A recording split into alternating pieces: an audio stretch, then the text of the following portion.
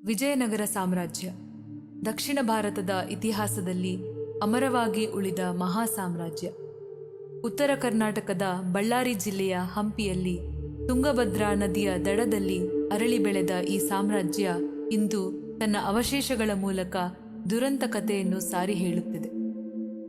1336ರಲ್ಲಿ ಗುರು ಶ್ರೀ ವಿದ್ಯಾರಣ್ಯರ ಪ್ರೇರಣೆಯಿಂದ ಸಂಗಮ ವಂಶದ ಹರಿಹರ ಮತ್ತು ಬುಕ್ಕರಾಯರು ವಿಜಯನಗರ ಸಾಮ್ರಾಜ್ಯವನ್ನು ಸ್ಥಾಪಿಸಿದರು. ಹಂಪಿ ಹೊಸ ರಾಜಧಾನಿಯಾಯಿತು.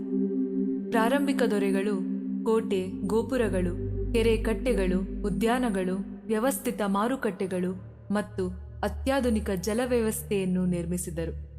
ಆದರೆ ಹಂಪಿಯ ನಿಜವಾದ ಸುವರ್ಣಯುಗ ತುಳುವ ವಂಶದ ದೊರೆ ಶ್ರೀ ಕೃಷ್ಣದೇವರಾಯರ ಆಡಳಿತದಲ್ಲಿ ಅರಳಿತು.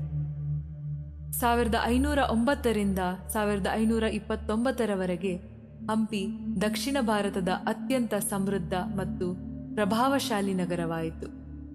ಡೊಮಿಂಗೋ ಪೇಸ್, ಡಾಟೆ ಬರ್ಬೋಸಾ, ಅಬ್ದುಲ್ ರಜಾಕ್ ಮುಂತಾದ ವಿದೇಶಿ ಪ್ರವಾಸಿಗರು ಹಂಪಿಯ ವೈಭವವನ್ನು ತಮ್ಮ ಬರಹಗಳಲ್ಲಿ ವರ್ಣಿಸಿದ್ದಾರೆ. ಅವರ ಪ್ರಕಾರ ಇಲ್ಲಿನ ಮಾರುಕಟ್ಟೆಗಳಲ್ಲಿ ಚಿನ್ನ, ವಜ್ರ ಮತ್ತು ರತ್ನಗಳ ವ್ಯಾಪಾರ ಸಾಮಾನ್ಯವಾಗಿತ್ತು. ವಿದೇಶಿ ವ್ಯಾಪಾರಿಗಳು ಕೂಡ ಇಲ್ಲಿದ್ದು ಯುರೋಪಿನ ಎಲ್ಲ ನಗರಗಳಿಗಿಂತ ಇದು ಶ್ರೀಮಂತವಾಗಿತ್ತು.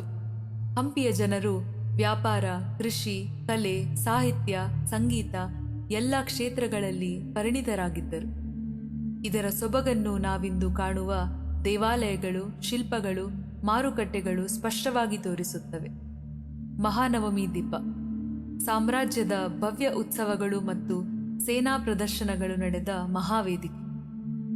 ಸಮೀಪದ ಗಜಶಾಲೆ, ಗಜಸೇನೆಗಾಗಿ ನಿರ್ಮಿಸಿದ ಗೋಪುರಾಕಾರದ ದಿಬ್ಬಗಳ ಅದ್ಭುತ ಸಾಲು. ಸಾಸಿವೆ ಕಾಳು ಗಣಪತಿ, ಒಂದೇ ಬಂಡೆಯಿಂದ ಮೂಡಿಸಿದ ಭವ್ಯ ಗಣಪತಿ ಮೂರ್ತಿ.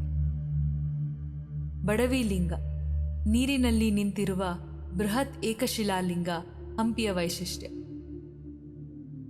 ವಿರೂಪಾಕ್ಷ ದೇವಾಲಯ, ಇಂದಿಗೂ ಪೂಜೆ ನಡೆಯುತ್ತಿರುವ ಹಂಪಿಯ ಹೃದಯ ಮತ್ತು ಐತಿಹಾಸಿಕ ಗೋಪುರ. ದೇವಾಲಯದ ಮುಂದಿರುವ ವಿರೂಪಾಕ್ಷ ಬಜಾರ್ ಒಂದೊಮ್ಮೆ ಚಿನ್ನ, ವಜ್ರ, ರತ್ನಗಳ ವ್ಯಾಪಾರದಿಂದ ಕಂಗೊಳಿಸಿದ ಮಾರುಕಟ್ಟೆ ಬೀದಿ. ಅಚ್ಯುತರಾಯ ದೇವಾಲಯ, ವಿಜಯನಗರದ ಕೊನೆಯ ಮಹತ್ವದ ದೇವಾಲಯಗಳಲ್ಲಿ ಒಂದು. ಇದು ವಿಶಾಲವಾದ ಬಜಾರ್ ಸಮುಚ್ಚಯವನ್ನು ಹೊಂದಿದೆ. ವಿಜಯವಿಠ್ಠಲ ದೇವಾಲಯ, ಹಂಪಿಯ ಒಂದು ಅದ್ಭುತ. ಇಲ್ಲಿನ ಸಂಗೀತ ಸ್ತಂಭಗಳು ಮತ್ತು ಕಲ್ಲಿನ ರಥ ಶಿಲ್ಪಕಲಾ ಪರಾಕಾಷ್ಠೆಯ ಮಹಾದರ್ಶನ. ಲಕ್ಷ್ಮೀ ಸಹಿತವಾಗಿದ್ದ ಯೋಗಾಲಕ್ಷ್ಮಿ ನರಸಿಂಹಮೂರ್ತಿ ದಾಳಿಯಲ್ಲಿ ಹಾಳಾದ್ದರಿಂದ ಇಂದು ಉಗ್ರ ನರಸಿಂಹನಾಗಿ ಕಾಣುತ್ತಾನೆ. ಕಮಲಾ ಮಹಲ್, ತಾವರೆಯ ಮೊಗ್ಗಿನ ಆಕಾರದ ಗೋಪುರಗಳನ್ನು ಹೊಂದಿದ್ದು ರಾಜಮನೆತನದ ಅಂಗಳವಾಗಿದೆ.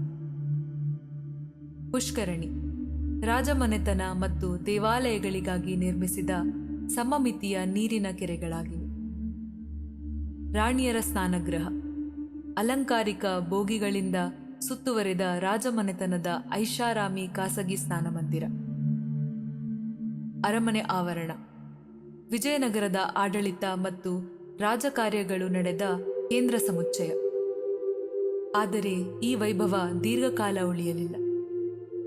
1565ರ ತಾಳಿಕೋಟೆ ರಕ್ಕಸತಂಗಡಿ ಯುದ್ಧದಲ್ಲಿ ಬೀದರ್, ಬಿಜಾಪುರ, ಗೋಲ್ಕೊಂಡ ಮತ್ತು ಅಹಮದ್ನಗರ ಈ 4 ದಕ್ಷಿಣದ ಸುಲ್ತಾನರು ದೊರೆ ರಾಮರಾಯರ ವಿರುದ್ಧ ಒಂದಾಗಿ ನಿಂತು ಹೋರಾಡಿದರು. ದ್ರೋಹ ಮತ್ತು ಯುದ್ಧದ ಗದ್ದಲದಲ್ಲಿ ರಾಮರಾಯರು ಕೊಲ್ಲಲ್ಪಟ್ಟರು. ಇದರಿಂದ ವಿಜಯನಗರ ಸೇನೆ ಮನೋಬಲ ಕಳೆದುಕೊಂಡು ಪಲಾಯನ ಮಾಡಿತು. ಯುದ್ಧ ಗೆದ್ದ ಶತ್ರು ಸೇನೆ ಹಂಪಿಗೆ ನುಗ್ಗಿತು. ಸಾವಿರಾರು ಜನರ ಕಗ್ಗೊಲೆಯಾಯಿತು. ಅನೇಕರು ಓಡಿ ಹೋದರು. ಅರಮನೆಗಳು, ದೇವಾಲಯಗಳು, ಮಾರುಕಟ್ಟೆಗಳು ಸುಟ್ಟು ನಾಶವಾದವು. ಚಿನ್ನ, ವಜ್ರ ಮತ್ತು ರತ್ನಗಳಿಂದ ಕೂಡಿದ ಶತಮಾನಗಳ ಸಂಪತ್ತು ಲೂಟಿ ಮಾಡಲ್ಪಟ್ಟಿತು. ಒಂದೊಮ್ಮೆ ಜಗತ್ತಿನ ಶ್ರೀಮಂತ ನಗರವೆಂದು ಹೆಸರು ಪಡೆದ ಹಂಪಿ ಶತ್ರು ದಾಳಿಯಿಂದ ಅವಶೇಷಗಳ ನಾಡಾಯಿತು. ಇಂದು ನಾವು ನೋಡುವ ಹಂಪಿ ಅಂದಿನ ವೈಭವದ ಮೌನ ಸಾಕ್ಷಿ.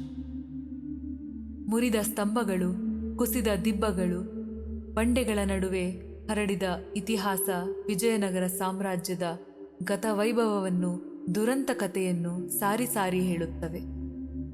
ನಾವು ಇಲ್ಲಿ ನೀಡಿರುವ ಪುನರ್ರಚನೆಗಳು ವಿಜಯನಗರದ ಹಂಪಿಯ ವೈಭವ ಹೇಗಿತ್ತು ಎಂಬುದನ್ನು ಮತ್ತೆ ಕಲ್ಪನೆಗೆ ತರುತ್ತವೆ. ಈ ನಾಡಿನ ನವ್ಯತೆ, ಭವ್ಯತೆ, ಶ್ರೀಮಂತಿಕೆ ಮತ್ತು ಕೀರ್ತಿ ಎಷ್ಟು ಅಗಾಧವಾಗಿತ್ತು ಎಂಬುದನ್ನು ನೆನಪಿಸುತ್ತವೆ.